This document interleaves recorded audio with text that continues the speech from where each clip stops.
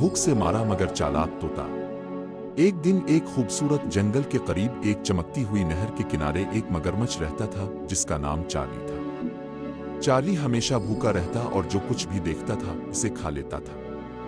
एक गर्म दोपहर को जब वो नहर के किनारे लेटा था, इसने एक तोते को देखा जो ऊपर से अलिफाता हुआ जा रहा था। तोता, चार्ली ने आवाज दी, मैं मर रहा हूँ भूख से।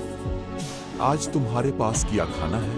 तोता जो कि बहुत चालाक था मुस्करा कर बोला, वो चार्ली मुझे नहीं पता, शायद कुछ रसदार फल या मजेदार नाश्ता, लेकिन मेरे पास तुम्हारे साथ शेयर करने के लिए कुछ खास है। चार्ली की आंखें चमक अल्फाट क्या है? क्या इतना खास है? इसने पुरजोश होकर पूछा। तोता ने अपने पर हिलाए और कहा, अगर तुम मेरी मदद करो और जंगल में छिपी हुई खजाने को तलाश कर लो तो मैं तुम्हें अपना खास नाश्ता दूंगा। चार्ली जो कि खजाने के शिकार का बहुत शौकीन था फौरन मान गया, मुझे खजाना बहुत पसंद है, चलिए तलाश करते हैं। तोता ने चार्ली को जंगल की गहराइयों में ले जाया, लेकिन खजाना तलाश करने की बजाय चार्ली खुद को तोते के पीछे दौड़ते हुए पाया।